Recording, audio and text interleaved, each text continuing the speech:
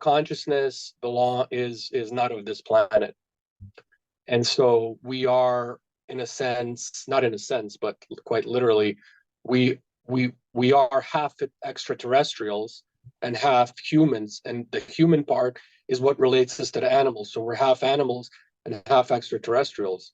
And so when you're reading my work, and especially Serpent Rising, you're going to find that there's this whole concept in there about expanding your consciousness to the cosmic level. So, like you were saying, the separation between the creator, the oneness, the monad, separating itself into multiple sparks of consciousness, so that it can know itself through that. That's essentially what all of this is. I mean, you're God, I'm God.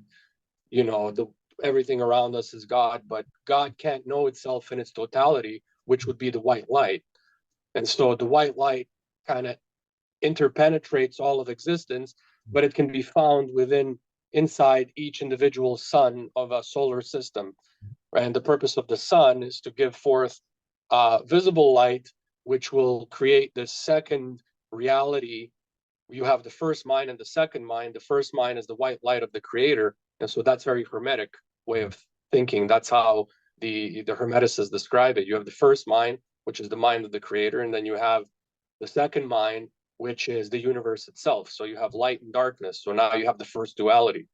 But then the sun, our sun, and every sun in every solar system and every galaxy and the entire infinite universe, the white light penetrates through the sun to give forth this reality.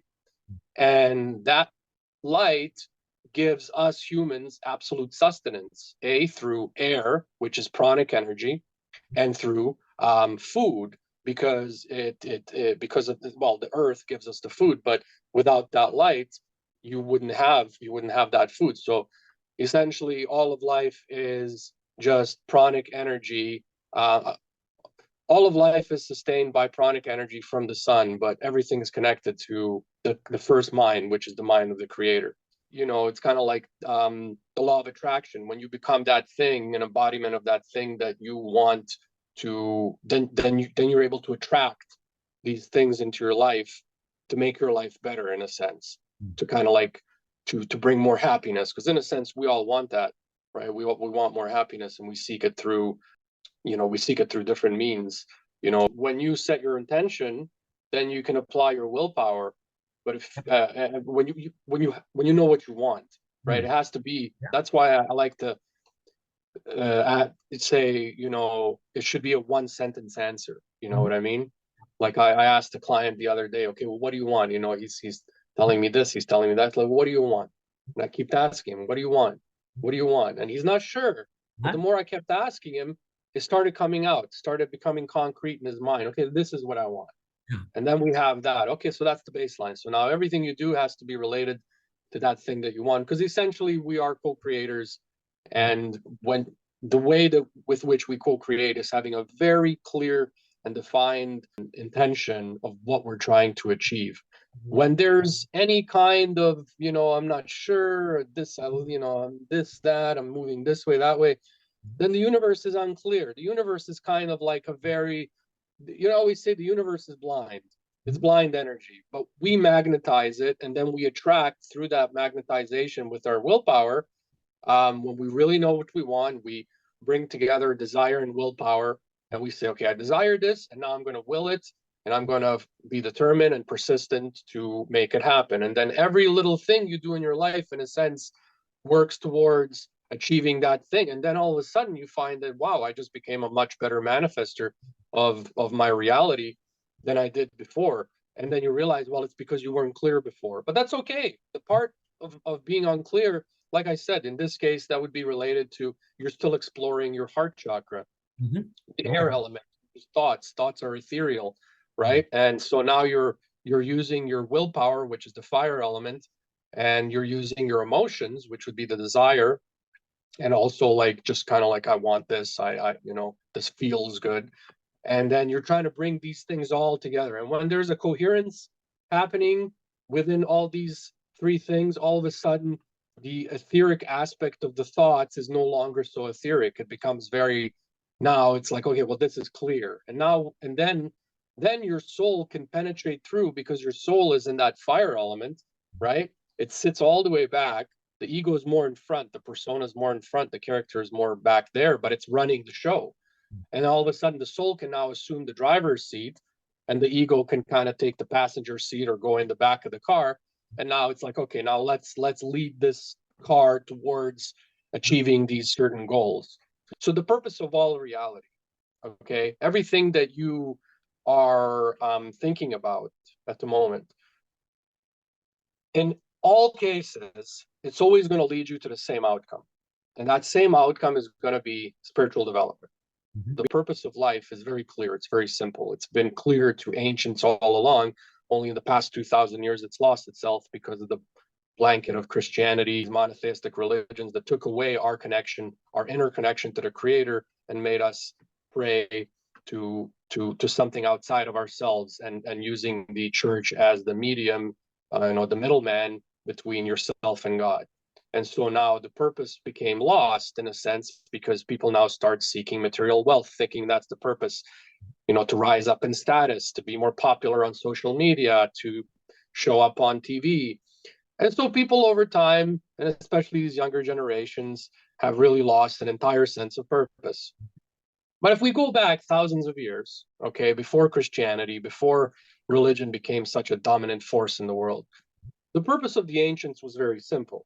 It doesn't matter whether you look at the Sumerians, or the Egyptians, especially the Egyptians, or you look at the Hindus. The Hindus are the only ones that have kind of, what the purpose of life is, they're the ones right now closer. They haven't deviated too much, okay, because capitalism has, and the Western mindset hasn't really entered into India too much to really take away from the fruits of what that country and that culture has brought us for thousands of years.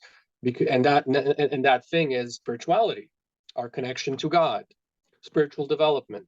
Okay, you go to India, and every 500 meters there's a temple, and within that temple you have multiple gurus, and they want to be your guru, and they want to take you in there, and they want to help you develop spiritually. So they're very clear. But the ancients were always clear. The Egyptians were not so focused. Even the pharaohs themselves were not focused on this life. They were focused on the afterlife. And that's why when you go into Egyptian tombs, there's more gold in Egyptian tombs than there was outside of the tombs, because they were more concerned with the afterlife, and they had a very clear and grounded path towards spirituality, which was exemplified in their temples, which we're only now finally discovering. And then you go back Sumeria, you go back Greece, the Romans. The Romans were a little bit more military. They were concerned with conquering and stuff, and that kind of started that whole.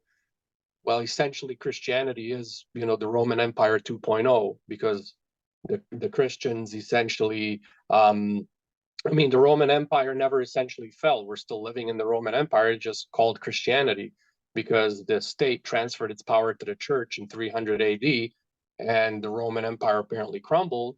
But, it didn't. It just became the Vatican and Christianity in the next 2,000 years. And, we all know the history of that, right?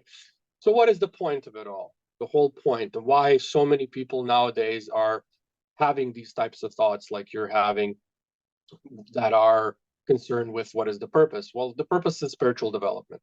Okay. So in my book, I make it very clear in both of my books. The purpose is to awaken the Kundalini energy. Okay. And this is becoming a lot more of a common occurrence in today's day and age than ever. Okay. So there is something happening in a vibrational sense on this planet, and in humanity in general. And awakening that Kundalini energy, activating the body of light, okay, which will then awaken all these powers, these siddhis, okay, make you more telepathic, empathic, enable you to lucid dream, just connect you with the oneness of existence. Because one of the purposes of the Kundalini awakening is to release the soul from the body. So now the soul is no longer hampered by the body, which is ruled by the ego. So now the ego definitely takes a back seat to the soul. And in fact, not even a back seat. I mean, the ego is all the way back there in the trunk, but it's still in the car, because, the the body, the shell is the car.